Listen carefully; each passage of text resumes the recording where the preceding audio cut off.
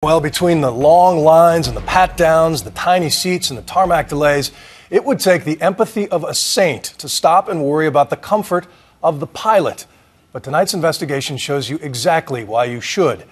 Yes, there was a time when the hat and the wings signified a glamorous profession, but in these days of low wages and brutal schedules, the folks up in the cockpit often have to fly through deep, relentless fatigue. And Brian Ross is here with the alarming proof. Brian? Bill, for many airline pilots, the hardest part of the job is staying awake. Fatigue is the dirty little secret of the airline industry. A night flight over Washington, D.C., seen from the cockpit of a jet airline. It's no time for a pilot to be struggling to stay awake, but all too often, that is the case. There's a code for it. One pilot will reach over to the other and say, hey, listen, I'm gonna examine the overhead panel for a little while.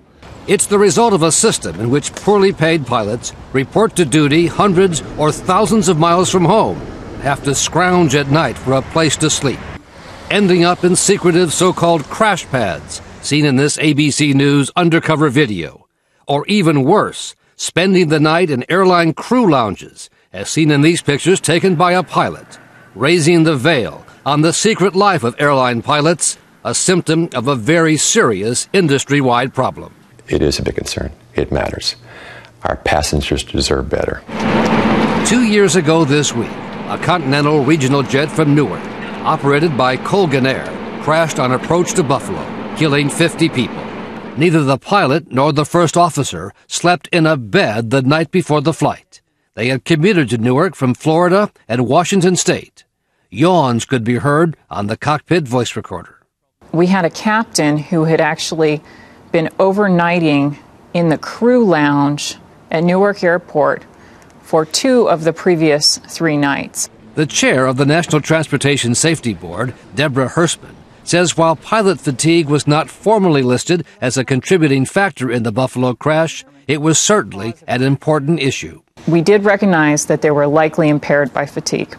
And yet 2 years after the crash, 38 to Buffalo, New York. Major carriers and the regional airlines still have not implemented the Safety Board's recommendations about dealing with the tired skies and the fatigue of long-distance commuting pilots. So you'd show up and you were already worn out. Yeah. Until he quit 3 years ago, Josh Reichs was one of those commuting pilots, at first traveling from Los Angeles to fly Continental regional jets out of Newark. So regularly fatigued, he admitted, he would have to take naps in the middle of a flight.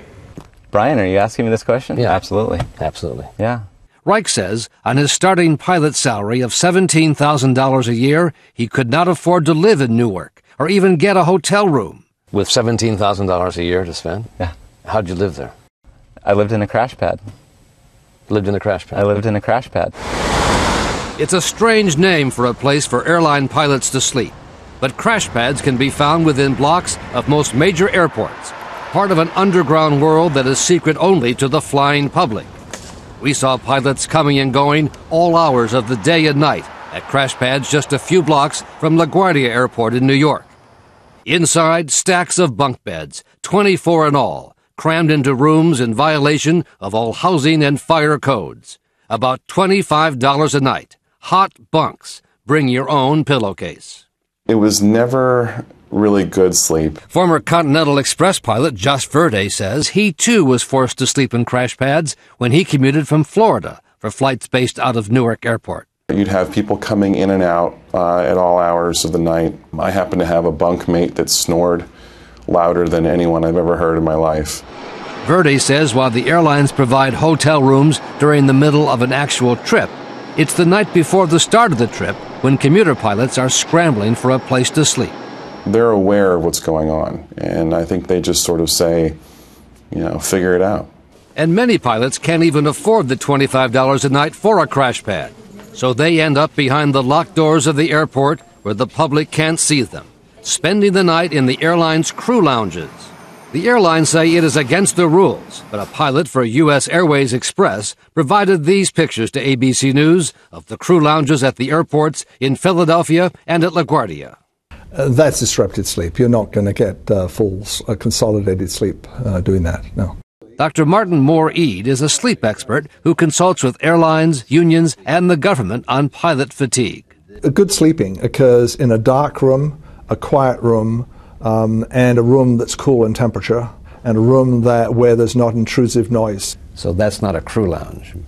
That does not describe a crew lounge. The pilot who took these pictures in the U.S. Airways Express crew lounges asked we not show his face and alter his voice.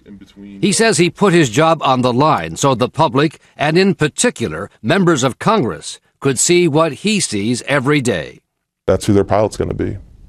Do they want a well-rested pilot when they take that 6 a.m. flight out of Washington, D.C., or do you want a guy who just slept in the crew room? All of this is deeply disturbing to the families of the 50 people who died in the Continental Express Flight 3407 crash 2 years ago.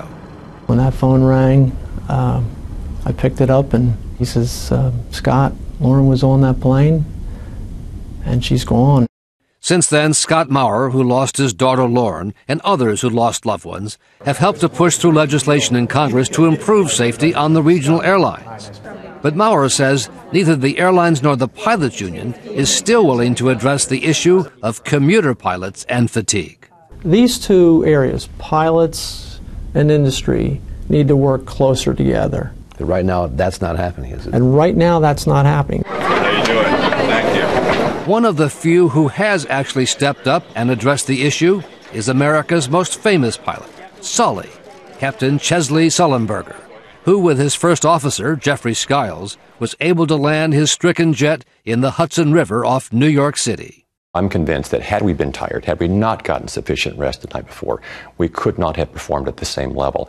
The fact that we got so much, so right, so quickly under that sudden stress is a testament not only to our training, but the fact that we had a chance to get sufficient rest. The kind of rest far too many pilots fail to get every single night. The administrator of the FAA told us he was surprised to learn of our findings, that the airlines had denied to him that their crew lounges are used by pilots as bedrooms, as our footage shows.